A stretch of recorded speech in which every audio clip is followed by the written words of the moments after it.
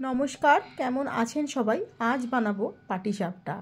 শীতের দিনে পিঠে পুলি না হলে কি আর শীতটা জমে বলুন? তাই জন্য আজ বানিয়ে নিচ্ছি পাটিসাপটা। আর আমি কিভাবে বানাই সেটাই আপনাদের সাথে আজ শেয়ার করছি। এখানে আমি নিয়ে নিয়েছি খানিকটা পাটালি গুড় আর 1 বাটি ময়দা, 1 বাটি গোবিন্দভোগ চালের গুঁড়ো। এইবারে জল দিয়ে পুরো উপকরণগুলো খুব ভালোভাবে মিশিয়ে একটা মোটামুটি পাতলা ব্যাটার তৈরি করে নেব। আমি ব্যাটারটা রেডি করার জন্য জল ব্যবহার করেছি, আপনারা চাইলে পুরোটা দুধও ব্যবহার করতে পারেন। আর আমি দিয়ে দিলাম এখানে 1 প্যাকেট মতো গুঁড়ো দুধ। এইভাবে পাটিসাপটাটা বানালে এর স্বাদ গন্ধ দুটোই দারুণ হয়। ব্যাটারটা খুব ভালোভাবে বানানো হয়ে গেছে। এবার এর ভেতরে যে পুরটা দেব সেটা করব নারকেলের। তার জন্য একটা আস্ত নারকেল এখানে আমি কুড়িয়ে নিয়েছি আর নারকেলটার মধ্যে পাটালি গুড় দিয়ে চটকে খুব ভালোভাবে মেখে নিয়েছি।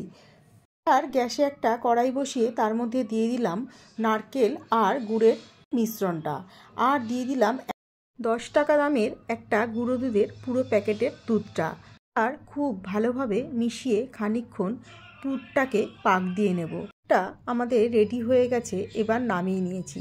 এখন একটা ছোট বাটিতে নিয়ে নিচ্ছি 2 চামচ মতো ঘি, কারণ আজ পাটিসাপটাগুলোকে ঘিয়ের সাহায্যে ভেজে নেব। এর জন্য আমি নিয়ে নিয়েছি এখানে একটা বেগুনের বোটার পেছনটা, আর তার মধ্যে ঘি মাখিয়ে ফ্রাই প্যানটার মধ্যে খুব ভালোভাবে বুলিয়ে নিয়ে প্রত্যেকটা পাটিসাপটার ব্যাটার এইভাবে দিয়ে উল্টে পাল্টে একটু গোল করে নিয়ে তারপর পুরগুলো তার ওপর দেব। এখানে ঘি আর গোবিন্দভোগ চালের এই দুটোর কম্বিনেশনে পাটিসাপটার স্বাদ আর গন্ধ দারুণ লাগে খেতে। এবারে পুরগুলো দিয়ে একটা চামচের সাহায্যে ঠিক এইভাবে প্রত্যেকটা পাটিসাপটাকে মুড়ে মুড়ে তৈরি করে নিতে হবে। এখানে খালি গোবিন্দভোগ চালের গুঁড়ো দিয়ে পাটিসাপটাটা আমি তৈরি করিনি, কারণ এতে শক্ত হয়ে যায় আর খেতে ভালো লাগে না।